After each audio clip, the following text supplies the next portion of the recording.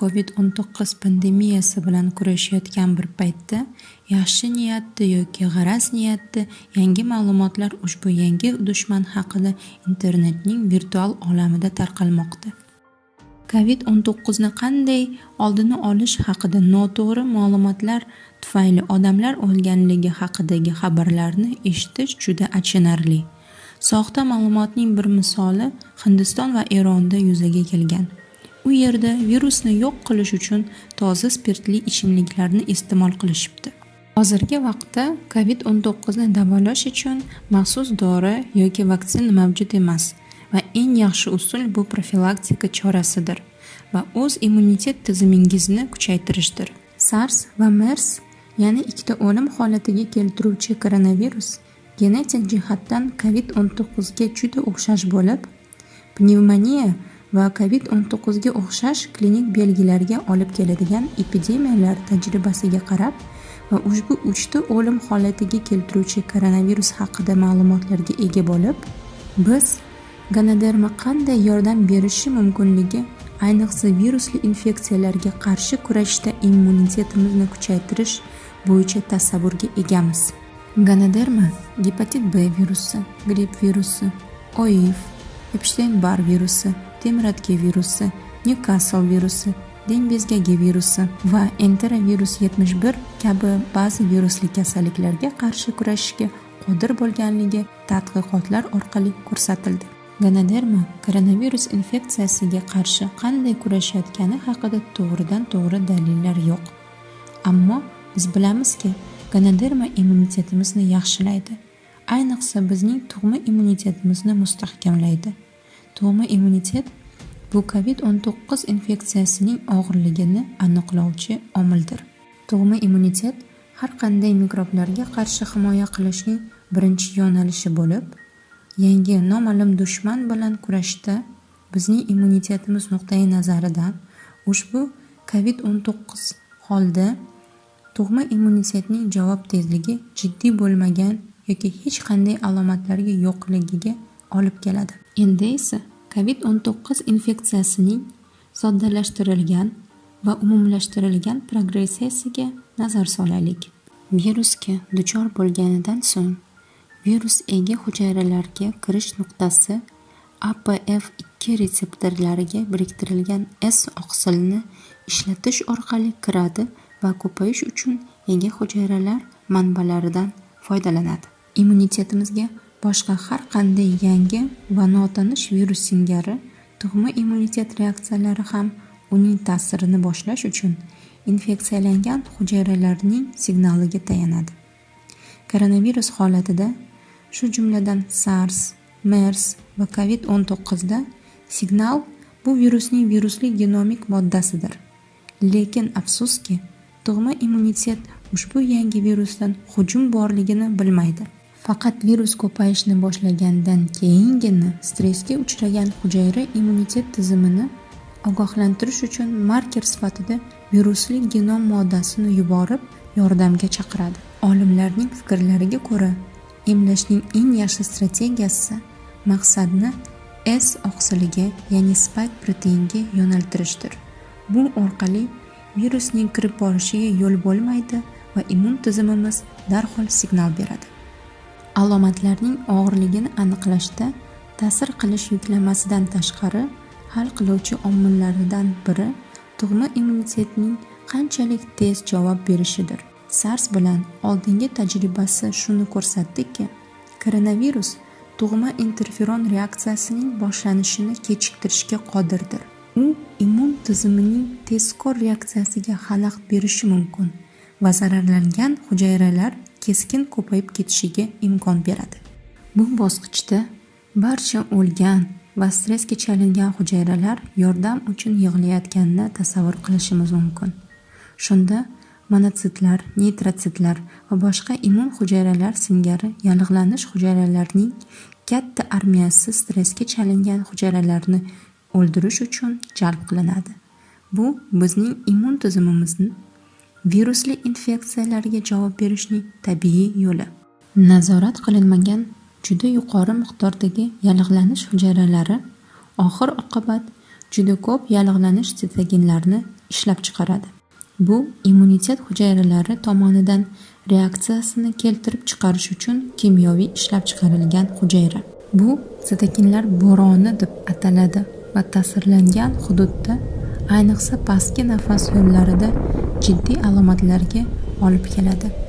Shu jumladan og'ir pnevmoniya, o'pka alveolar to'qimalarining og'ir fibrozi hamda surunkali kasalliklarga chalingan odamlar uchun halokatli bo'lib, butun tananing jiddiy umumiy yallig'lanish javobi bo'ladi. Hozirgi kunda Covid-19 SARS singari virusga qarshi interferon reaksiyasining boshlanishini ingibitsiya qiladimi? Noma'lum. Ammo SARS, MERS va Covid-19 infeksiyasining juda erta bosqichlarida alomatlar mavjud emas. Shunda Covid-19 tug'ma immunitetning virusga qarshi interferon reaksiyasidan qochish yoki uni kechiktirish qobiliyatiga ega deb taxmin qilishimiz mumkin. Alomatlar paydo bo'lishidan oldin yuqumli qobiliyat bilan bir qatorda SARS bilan farq qiladigan muhim omillaridan biri Covid-19 ni SARS va MERS ga qaraganda ko'proq yuqumli bo'lishidir. Endi savol tug'iladi. Ganoderma yordam bera oladimi? Bu savolga javob berish uchun biz SARS va umuman koronavirus haqida mavjud ma'lumotlarni ekstrapolyatsiya qilishimiz kerak. Uning infeksiya paytida immun reaksiyalarini va Ganoderma immun javobini modulatsiyalashtirishda qanday foyda keltirishiga e'tibor qaratishimiz kerak. Ganoderma bizning immun tizimimizni muvozanatga keltirishga qanday yordam berishini o'rganishdan boshlaylik. Ganodermada 400 dan ortiq turli xil bioaktivlar aniqlangan. Eng foydali bioaktivlar guruhiga asosan reshe polisaxaridlar, triterpenoidlar, peptidlar va organik minerallar kiradi. Reshe polisaxaridlar tug'ma immun reaksiyalarini faollashtirish va modulatsiya qila olish qobiliyatiga ega.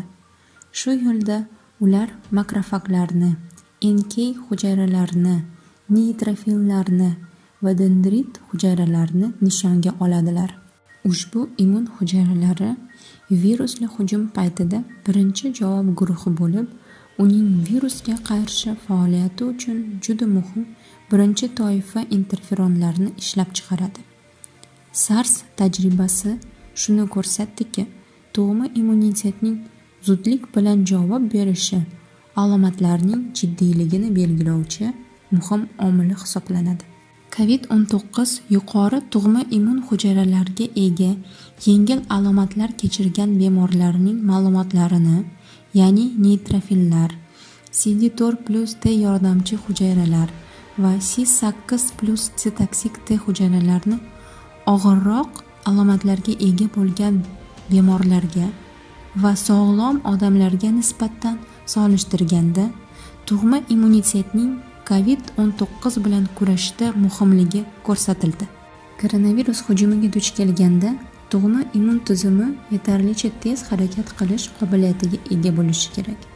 U virusni ko'payishini to'xtatib, hali ham kam miqdorda bo'lgan infeksiyalangan hujayralarni yo'q qilishi kerak va ko'proq hujayralarni yuqtirishini oldini olishi kerak. Bundan tashqari, hujayralarni tiklash va regeneratsiya qilish bosqichlariga qaytish imkoniyatiga ega bo'lishi kerak.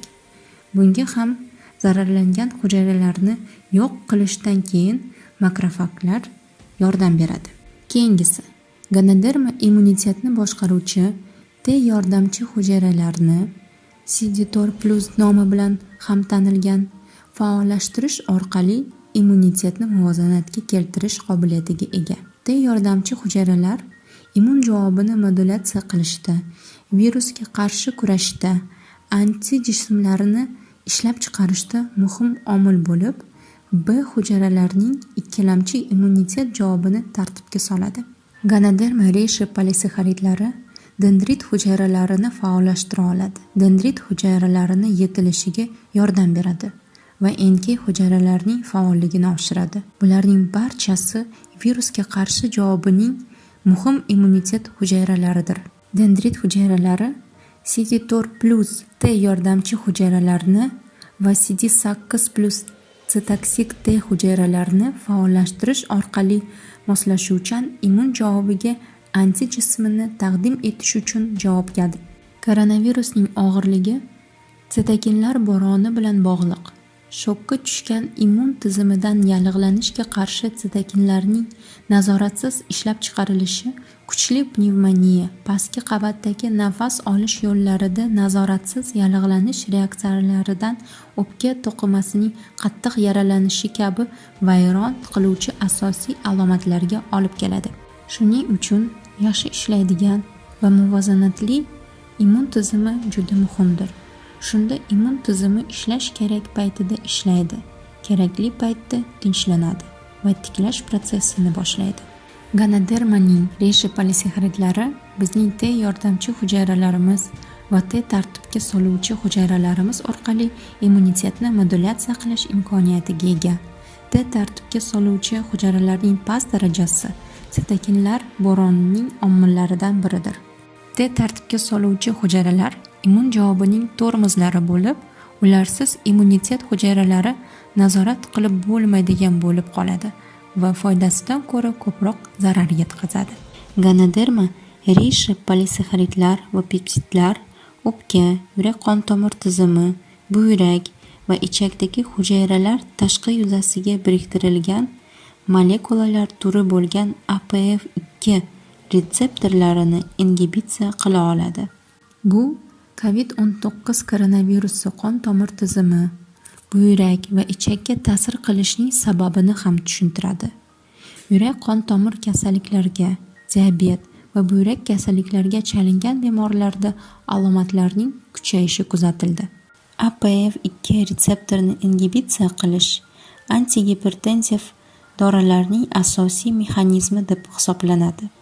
Ganoderma odatda qon bosimini pasaytirishda ishlatilgan va APF2 ingibitor sifatida ishlashini ko'rsatgan.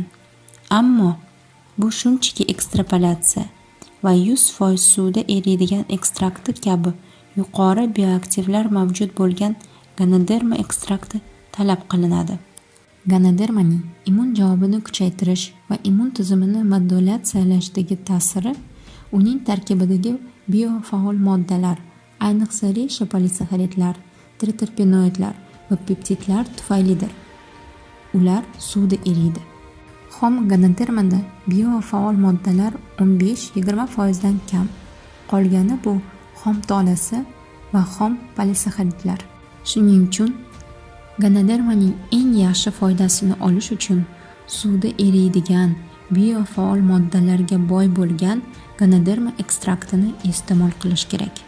Covid-19 ga qarshi kurashda tayyor dorilar va dorivor o'simliklardan foydalangan tadqiqotchilar SARS virusining genom ma'lumotlarini tarkibiy modellashtirish orqali molekulyar dok tahlil usulidan foydalanib, ba'zi yashil choy flavonoidlari remdesivirga o'xshash virusning RNK bilan bog'lanishi mumkinligini va RNK virusning ko'paytirishini ingibitsiya qila olishini aniqladilar.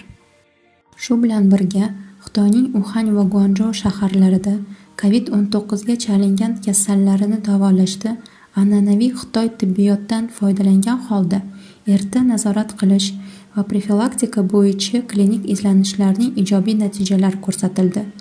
Molekulyar biriktiruvchi tahlil, shuningdek an'anaviy Xitoy tibbiyot formulasi, respirator detoks shot va birinchi raqamli o'pka toksinini yo'q qilish formulasi Covid-19 ning RNKsi bilan bog'langan holda immunomodulatsiya ta'siriga ega ekanligi ko'rsatildi. Bularning barchasi immun tizimini muvozanatga keltiruvchi tabiiy mahsulotlarni koronavirusga qarshi kurashda foydalanish imkoniyatlari haqida bir oz ma'lumot berdi. Xulosa qilib aytadigan bo'lsak, har qanday yangi virusli hujumda inson qanday alomatlar kechirishi, kichkina yoki jiddiy alomatlar yoki alomatsiz, nazorat qilinmagan yallig'lanish tufayli yon zararni cheklaydigan odamning shaxsiy tug'ma immun javobiga hamda muvozanatli immun tizimiga bog'liqdir. Bir vaqtlar internetda aylanib yurgan memda aytilgandek, Covid-19dan oldin odamlar faqat boylik haqida o'ylashardi. Covid-19dan keyin esa odamlar tushunib yetishdiki, eng katta boylik bu immun tizimidir. Va Ganoderma sizga ushbu maqolani tayyorlashda ishlatilgan ma'lumot.